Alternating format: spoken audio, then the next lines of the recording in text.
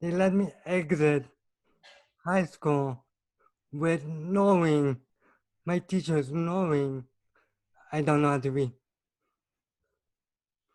That's scary, guys. It's scary. That's kinda, and that's fucked up. A book like Cat in the Hat, yes, it's a children's book, but to me at the time, it was the enemy, Yeah. an opponent, an obstacle. I said, I need help. This time I really need to learn how to read. I know I give you I give you guys all this BS, but I'm I'm old. I'm 20, and I need help now. Hi, everyone. My name is Greg Fraser. I'm with Jingshan Quoshu, and I'm here today with a good friend of mine, Nathaniel De Jesus. Today, we're going to be speaking at our first of the Jingshan Quoshu Martial Science and Functional Fitness show.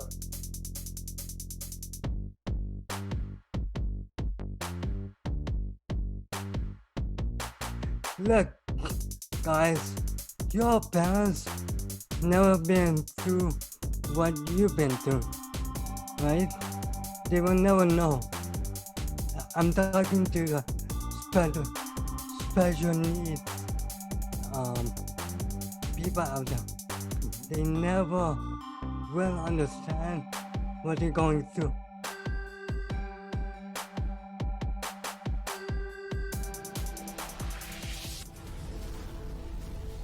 So I brought Nathan on today because he's been with me on and off for a number of years. He's got a lot of great things to speak about and to get out. One of the areas that in the past hasn't been looked into as like training and stuff is the adaptive community, especially with self-defense. Now, a little bit about myself. I grew up in the 60s, 70s with epilepsy, so I had a little bit of an experience having some sort of a disability and knew how hard it was through the 70s and 80s to have a disability or have something where you just weren't in the standard community, because it wasn't until just recently, actually 1974 was when they made the public law to allow for adaptive or people with disabilities to be in regular schooling. So, why don't you, Nate, just start off by telling us a little bit about yourself and how old you are and a little bit about your history. Okay, hi guys, my name is Nathaniel the Wise GrassHopper, and I have a heart condition called um pulmonary pulmonary atresia and cerebral palsy. I have CP also. So I was born with a heart condition first. I was born with a heart condition first, and then soon after I developed CP because of my oxygen level was cut off somehow, and I think I experienced a cardiac arrest very young. So they cut, so that what happened is there wasn't enough blood flow going to my brain Right. and body. So your blood is oxygen, Yep. and it's not getting enough to my brain, and then cerebral palsy. There's a whole bunch of things that oxygen and restriction of the electrical passageways to from your brain and your heart can cause situations. Now, a lot of people that I've met, which is kind of interesting, that I've met that have CP had it at birth. So this is something interesting because Nathan actually had a heart condition at birth, which Yeah, later then came back, but the same sort of thing happened. There was yes. a cutting off of the oxygen to your brain, which constricted or restricted some of the growth or the development of the neural pathways and your growth development. So you're right. I wasn't born with CP. I Right. was born with a heart condition, and then soon after developed CP. Um, yeah, I am 26 years old right now. I'm Filipino. Um, I live at home. Um, I'm going to school. I want to be a motivational speaker in the future, and I am currently going to college, Palomar College, and taking speaking and like reading, Good. yeah, speaking and reading classes. From the time that you and I first met, I mean, we Okay. go pretty far back now. Yeah. It was before you were in your teens still when we first Yeah. met. That's I wa- crazy. hey guys, I was like 18, That's right. fresh out of high school. Yeah. And then I came to your school out in Escondido, Yeah, and that was where we first met. Tell like about my that first day.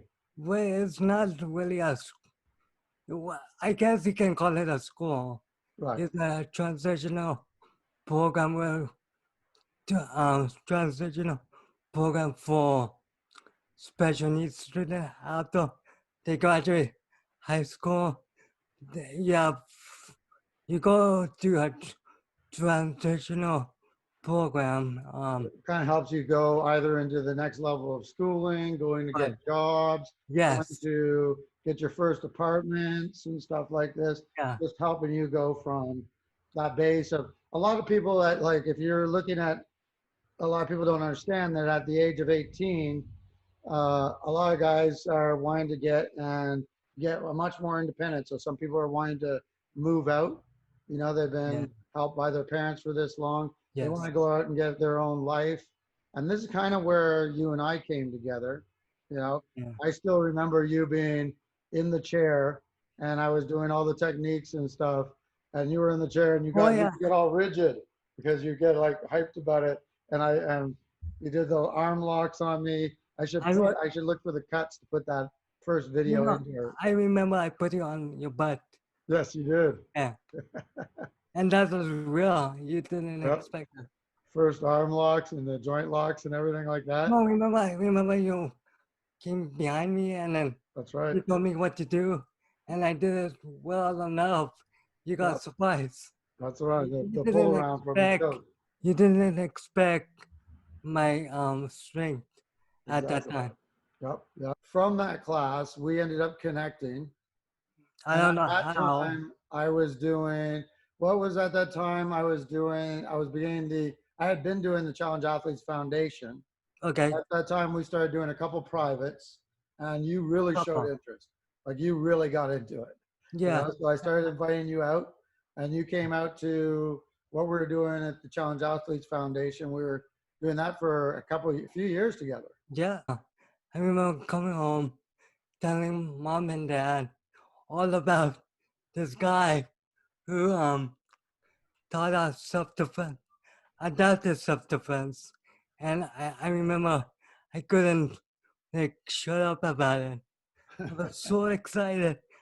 I went on YouTube at at home. Uh, we had at the time we only have one computer at the house.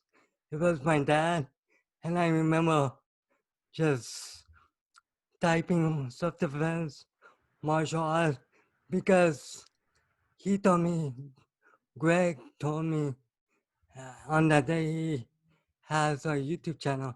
So I went straight and watched every video, You watched every video. every single video, That because took a while. I I don't know, I got addicted. Nice, nice. Mm, And so going fast forward, which we are now, yeah, is Nathan's gone so far forward that he actually has his own channel, the Wise GrassHopper. And not only that, but he's gone from the years that we were training. We had a little bit of closeout at the Challenge Athletes Foundation, so we've missed that for the last couple of years, but we've stayed mm. in contact on a regular basis. Guys, I live all the way in Escondido, and he is in Pacific Beach. It's a long drive, right? It's an hour. Um, the challenge athlete. is at my hometown. Well, kind of mermaids area. Right. So and then Greg, it's hard to go out there and meet them or meet him somewhere in San Diego. So what I did, or like my family did, since they saw the interest in this fitness martial arts one, that they helped me to do martial arts locally in Escondido. I did my my friend's dad. He's a teacher at jiu-jitsu, and we went there. We went to a lot of jiu-jitsu places at the time, and I did do jiu-jitsu in some locals, much closer. Um, yeah, I just ended my gym membership not too long ago Right. at Planet Fitness, and if you go to my YouTube channel, I do have videos Yep. of those places, a little bit of jiu-jitsu, and Yep. a lot of gym workouts with the trainers, and then a lot of them it's just me. You can see me just working out, maybe a little bit explaining, but those videos are meant for getting inspired, Hmm. because I feel like even, especially nowadays, where the world is like crumbling down, people need to watch a video and see, oh yeah, there's a hope outside. You know, I mean, this is crazy times with the coronavirus, Black Mass, what happened to um Floyd, Right. and it's crazy.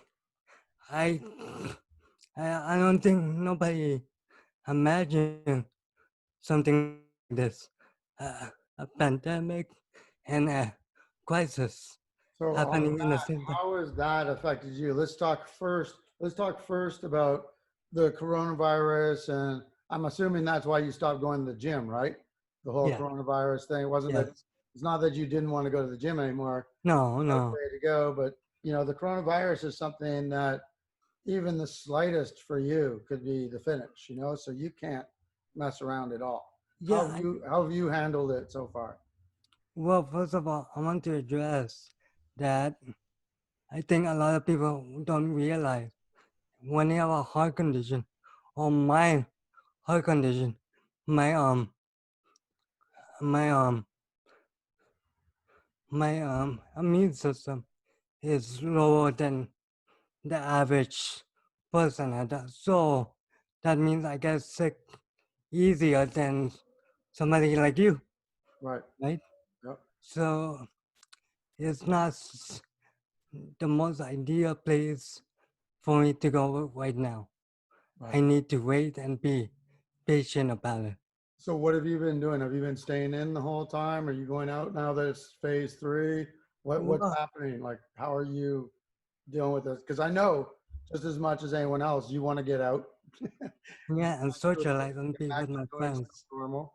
Yeah. Yeah, I've been at least going out once a week right now because, and those outings is not going to the beach or the parks or family gatherings. Those outings is for groceries, um, the bank, Right. uh, and then the store to buy more fish, because I do have a fish tank. They need food.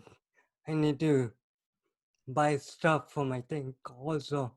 So it's a bank and the grocery store mostly. Yeah. Yeah. But Um, you have a decent yard, so you can get out back. You're lucky enough that you have a decent sized house. You can sit outside. You're not locked into an apartment or anything that. no, And you have a big family with a bunch of exciting new stuff. New kids. yeah, nieces and is it nieces or both. both? My nephew, yeah, my nephew is 1 years old right now, Right. and then my niece, she was born on March 17th, Oh, nice. so she's about three Baby. months. Baby. Yes. I also joined. I also joined North County MMA. Yeah. It's a boxing gym. Boxing, MMA, and jiu-jitsu, all three. Right. But it's mainly it's a boxing gym. And luckily, my friend's brother is a coach. He treated me like everybody else. Um, that's jiu-jitsu also. Um, also, my friend's brother was a coach, like I was saying. So I did join the classes and did my best to keep up with them.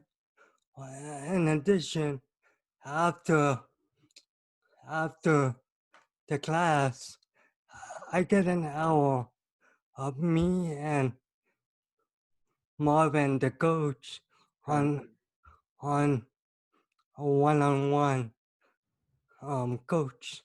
That Nice. was awesome That is because he was not getting paid to work overtime. right. I'm like, and then when he told me, I'm like, what? You did that for me? Yeah.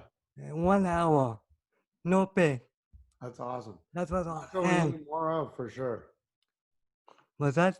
I said we need more people that are out doing that for sure. Yeah, and then yeah, like guys, I have a heart condition, so I have to be careful the people that I'm working in fitness because I don't want to get overheated, get sick, or like a heart attack. Yeah. So for me, I need to build a trust between the student and the trainer, and also my family. They need, especially if you know, or maybe you are a special need person, you already know your parents is the last say because having parents they will stop you from doing fitness because they don't believe in you. Right. And if you don't have a good coach or trainer that shows compassion, compassion, patience, and dedication, then is no matter how no matter if you like the sport you're doing, your parents will put you out because they believe in the hearts that this trainer or coach is not good for you, Right. right? From my personal experience, the 99.9% correct. I know at first it's not. It feels like, oh, my parents are not belittling me, but your parents are smaller than you think. I think that's great. I was looking at, one of the things that I like that you talk about a lot to the community is, especially in these times where you're staying at home and say, like, I've got several clients that are a little older than you Okay, that are in their 40s, 50s, may not have their parents. They have cerebral palsy. They've been home and there's only like nurses coming by. And then you're just watching every Netflix movie in the world. right. One of the things you got to realize that you speak well of is you have to move. You have to keep doing something because if you're not moving those muscles, especially where you have restricted movement. Okay, if you're not doing it, it's going to increase that restriction, increase the pain, and increase that debilitating stuff that you're going through.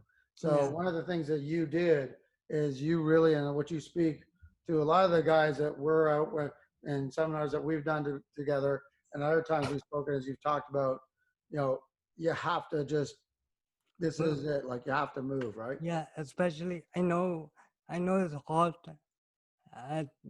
at 2020, but I mean, just be creative. Make your own gym. That's what I did. And also, I do want to add on what Greg said. He said a lot of people who have disabilities or like disabilities inside or outside is it's really bad for us just to sit at home. Hmm. That's the worst because for at least for CP, your muscle will get stiff. There's gonna be a lot of cracking, you know. Yep. I have cracking in my knees, Yep. my elbows. It's not painful, but you don't want it. But for me, since I have a well heart condition, I need to move. My Fair. cardiologist, my doctors said so. Yep. So I had to listen. Um, because it's like a call. If you don't drive, you call for like I don't know, like 2 weeks. Or Wouldn't months. Yeah. wouldn't you have problems in Right. your car? Right. Same thing Especially happened. if you look around here where we have rust and stuff, that's kind of what it's like. It's like you're sitting by the ocean. If you're not moving, and even if you're in a wheelchair, that wheelchair is not going to be moving. Those wheels, those gears are going to rust up. They're going to Yeah, tighten up, and they're just not going to have the flexibility to work. Um, yeah, and once you get motivated, though, once you get that mindset, I think what it is that you found was the martial arts, the martial science and the functional fitness that comes in it. The thing that really is like you start learning and you get better, you feel better, yeah. you're doing stuff. Like remember when you first spun a weapon, you were you're laughing your head off, you know, like we were doing those weapon scenes and stuff. I That was think super cool. we do have videos on my channel or his. Yep. Check it out, guys. Um, but yeah, I think what it is, Greg, is growing up. Yes, I did physical and occupational therapy, but for me, that's not fun. That's boring. Okay, so this It, is exactly my point. This is the difference of what I'm saying to people and what we're saying with this martial science and functional fitness with the Jing Shan is exactly that. And this doesn't matter whatever, whether you've had a catastrophic injury, disabilities, you have to oh, recover. A lot of this stuff when you're in physical therapy, it's based more on measurements and doing stuff yeah, and structural things. But once you add the martial arts, it adds excitement. It adds like when you could spin a weapon or you get that heavy bag and you get to punch yeah. something, there's a different feel that goes in. It makes moving more fun and actually functional because you may it's you might even have to use it and it Yeah. could save your life too. I'm not taking away from physical therapy or No, occupation. no, yeah, No, we're not saying that. And I did that for 19 years.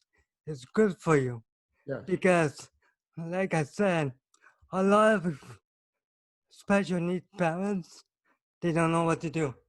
that's They true. don't. They have no answer. They have no textbooks.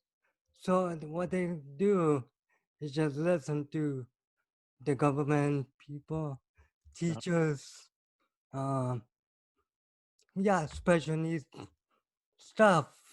yeah, They're just following orders because they don't know what to do. Look, guys, your parents never been through what you've been through, right? They will never know. I'm talking to the special special needs um, people out there. mhm, They never will understand what they're going through because for them growing up, they don't have CP heart condition. They never had to take medicine daily. yeah. Well, unless they're Unless they have, diabetic. but you know But what? You know what? You are like probably the first generation that I know that, this type of activity, this type of inclusion in regular community is open to people with disabilities. It's a new world, and like you're a pioneer, especially in the martial arts side of it. Like Yeah. other than you, there was only a few guys before when you started that were really as motivated. There's a couple of guys that are on the internet right now, maybe Yeah. two, three Uh, guys, and I've met them all. Yeah. So let me right here. Let me bring this up okay. uh, for a sec here, and let's share this. So talk a little bit about your page here, Nate. Okay. Hey, so this is my page. That's my Instagram. If you can see it, that's my name of the page.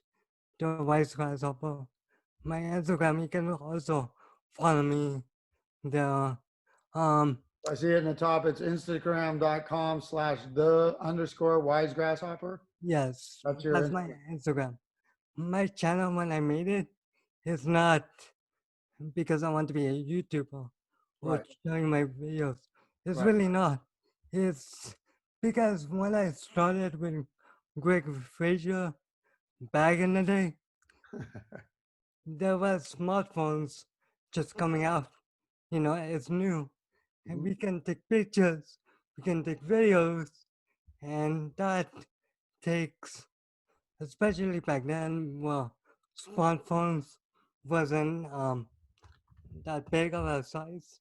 Right, I'm talking about storage size. Right now you can buy like an iPhone and you have plenty of space, right, right? right. Back then it wasn't. Gigs. Yeah. So YouTube, I used to YouTube to save all that, all my memories Yeah, of Greg and me training. That's why I did it. that's very Not becoming a YouTuber. It wasn't really well. because It's looking like slowly like that might be something you're getting into, and like how many videos do you have now? Do you know? no, I think at least 50. Yeah, so you It got quite might a be few more. videos going, It and might be more than that, but yeah, and yeah, not only that, but you've not. It's not just you doing the boxing and the martial arts. A lot of it is where you're going in and talking to people about like safety, wellness, and just getting up and going. yeah, So I've liked those things that you've done with a couple of your speeches that you had. You did the hand wrap video yeah, yesterday. Uh, that's awesome. yeah. Check it out, guys. You can do it right now. Tell your friends about me. But I think what Greg want to get into is what happened throughout um our meets, Yes, our training. the progression of from our meeting to today. Yeah, let's get into it. Sure. Tell them what happened, like what So I did. basically, I Right, was doing the things that we said. We right. started with meeting at your class, and Yeah, then we got organized by your instructor for me to come and start doing privates with you. yeah, As we were doing that, then we came in and we started doing the Challenge Athletes Foundation, of which you, along with Therese, became sort of the people that were there, the stars of the Challenge Athletes. I thought it's Vivian. Vivian was part of it, yeah, and I still, but Teresa is one of the main people that started off with me on that stuff, Okay, but and so we went in at first. From what I remember, you were very shy, uh, very stiff, had a good sense of humor. yeah, Always, always, always wanted to push the lock to see if it would hurt me. It's like, always be careful. Nope, not Nathan. You be careful. And but at that time, you were still having a lot of confidence things.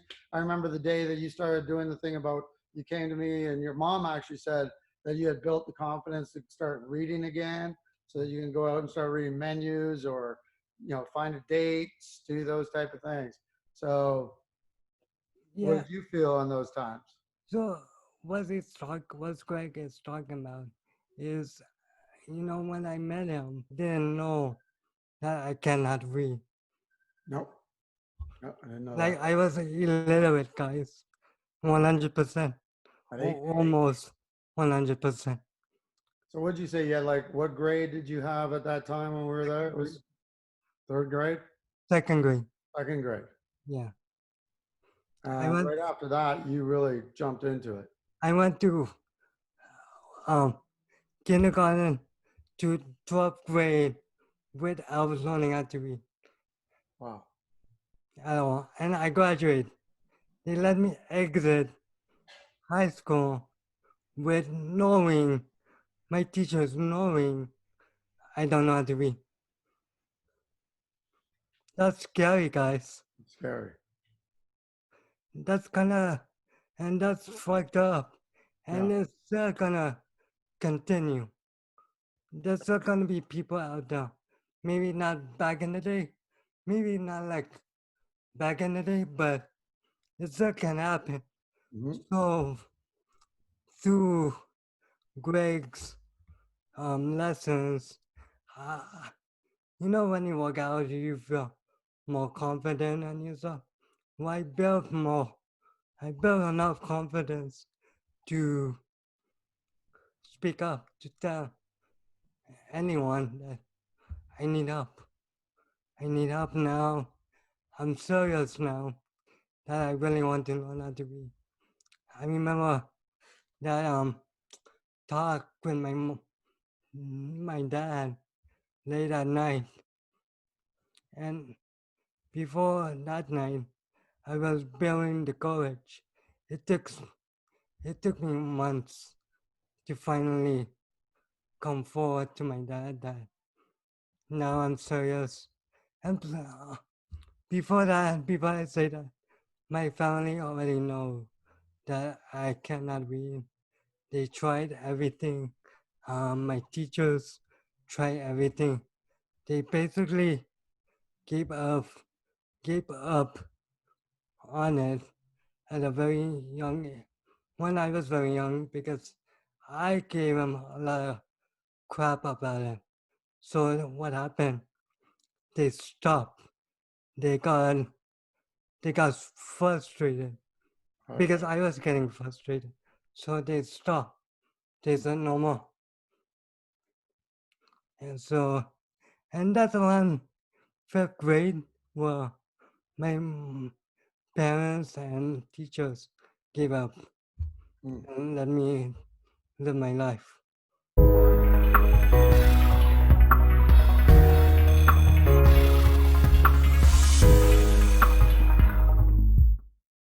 So I was 20 and it was late at night, almost midnight. I was in my room. Um, I was brainstorming what I'm gonna say to my dad because I know on that night my dad was watching TV downstairs. I was in my room upstairs, and then I finally made my mind and said and want to say, okay, Nate, you have to do it now. So what I did is when downstairs, my dad was sitting in his chair watching his Filipino shows. Uh, it was just me and him. Hmm. And I said to him, along these lines, I said, I need help. I know this time I really need to learn how to read. I know I give you I give you guys all this BS, but I'm I'm old. I'm 20 and I need help now. And then I already know there's programs now at the public library.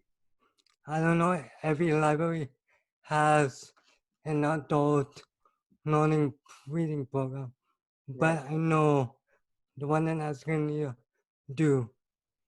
Somehow I knew that, and no, It was a teacher who told me when I was living in Mesa that I told him I need help, and he told me there's programs at the library for those who need help with the reading. They have tutors, they have classes, and I'm like, if they have it, maybe in Escondido may have it, Mhm. and they do. So I told my dad all of this. I wasn't confident. I wasn't even looking at him in the eyes. I was looking away, but I was talking to him, and yeah, and then he said to me, "Oh, Nate, I will help you, Nanantui." And I said, "No, I think I need to. I need somebody else to Yeah. teach me. Mhm. Somebody else, not family, because um, when you do it with family, you expect you you expect to them to expect something bigger. Mhm. You know, they're gonna criticize you, Yeah. not like a tutor or like a teacher. Yeah. It's way easier to speak in front of strangers than your own family, right? It's true. Yeah. So it's that kind of mentality that I didn't want. So I remember, I don't know how many days after that day that me and my dad drove to the Escalade library and talked to the front desk about what we need help. Yeah. And yes, they did have it. So my dad helped me sign that up. And that day I got a library card as well. And then I started taking classes because at the time, see, the way they do it is they match you with Oh, a tool, doctor. Yeah. not right away. You know, they want to know you personally so they can make a Right. good match, Yeah. right? Because you work one on one with them. Right. So I started with the classes for like 3 months, I think, or maybe two. It was all adults actually. I was the youngest one, and then finally I got a two, and and then it got hard for me because I hated reading in general growing up. So it's something new. Yeah. Um,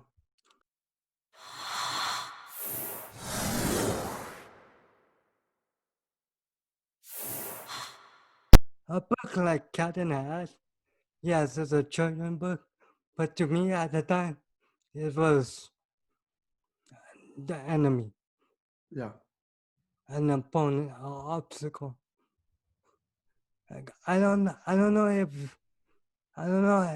you understand how illiterate was I because I couldn't even read the first page of a book Yeah. uh, that much. So Your thing you had said to me is like just you couldn't read a menu. yeah, that was the goal that I made for myself. Because when I went to high school, all my friends have girlfriends and boyfriends. They go out, right? Yeah. So I want the same thing for myself. I want to be, I want a girlfriend someday. Yeah. So how do you do that? Read. Yeah, no, I mean, Yeah. sure, you can do that. Yeah. But every single boyfriend and girlfriend date back then or now, you have to go to a restaurant Mm-hmm. and that's your date, right? Right. And the thing you read there is a menu. Mm-hmm. And I don't want to be, oh, hold on. What if I do get a girlfriend and I do go on a date and we go out in the restaurant? What gonna happen? What's gonna happen? What I get? What I'm gonna say? Oh, I can read. Right. That's embarrassing, Yeah. especially for a guy. All my life, I not because I'm Filipino. It's Yeah. because most likely it's because I have a disability. I do my gait is different. Right. So when they see that, I get looks. Maybe not as an adult so much, Right. but definitely like when I was in my teens Right. and younger. And then my parents gets affected too, Yeah. you know, and it sucks Yeah. because that's your kid, and people is not accepting.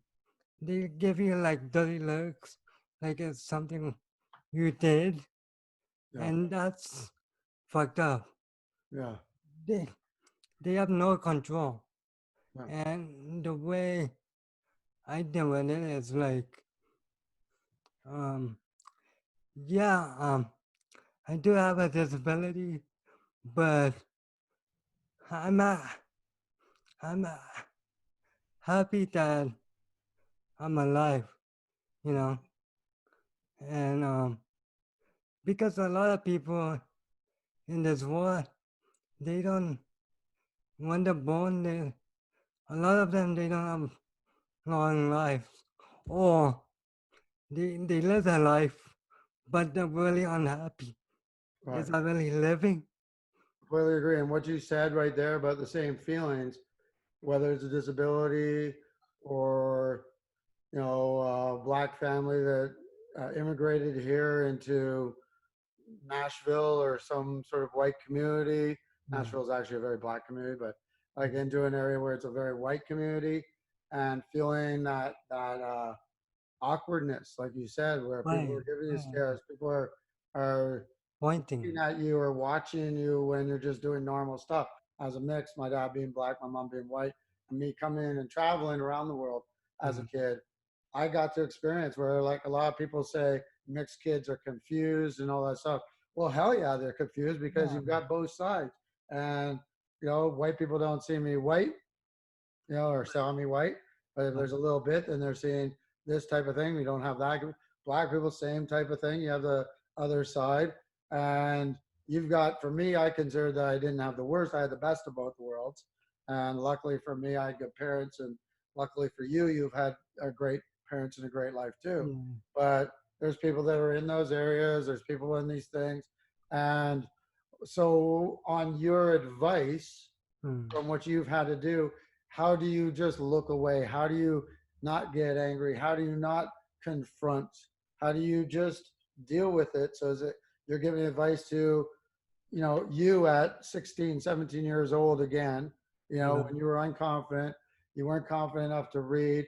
What are you going to say to that kid that's where you were then? What's your advice to give them as our sort of like sum this up? If you could tell a kid what you could do now, knowing what you've done now, give me a little bit for them, inspire them.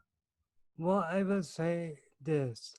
I will say that people will bully you, and that's part of life. Everybody gets bullied. What I hate the most is not the stares or the pointing. Is feeling that I'm special. Like I need special attention. That's the most hated thing that I really hate. Yeah, I don't care if they call me bad names or anything like that. They can call me handicap loud and clear to me, and that doesn't bother me. What does bother me is them treating me like I'm special. Right. That's like, to me, that's like calling a black person the N-word, Yeah. or, you know, pick a culture and say the biggest derogatory word that you can say, and that's how I feel. But it's not a word, It's not in the word, it's in the look and the yeah, feel and the and way the energy, they press it at you. The and energy. the protect projection of the body language. It's Yeah, the martial arts. yeah. Maybe There's maybe the Jing Shen plug. it's because I'm into fitness, and you know, Confident. when you're into fitness, you a lot of people want to look good. So maybe I'm just a good-looking guy right now. Maybe Awesome. I'm thinking Yeah, I'm sexy, and they you're just right. think that, you know, Yeah. So I'm like that's perfect. That's I'm a exactly. model to them. You're positive. They can feel that energy. You're out Mm, there. You're now not being afraid. You're moving forward. You're putting yourself out there, which you never did before. The fact that you have that channel and it's an expression of your art and everything you're doing and kind of it gives a history if you look back at the first ones to what you're doing now, yeah, even especially when you see the the quality of your videos, like your openings and the way you're expressing and the way you handle the camera is just, it's amazing. Like, look at the mic you got. oh yeah. Like, you're set up, you're ready to go now. Yeah. So that's what I was talking about. So do you think, like, if we do this, we could do this every once in a while, maybe do another one where we get you on behind the bags and we'll do a workout together? Okay.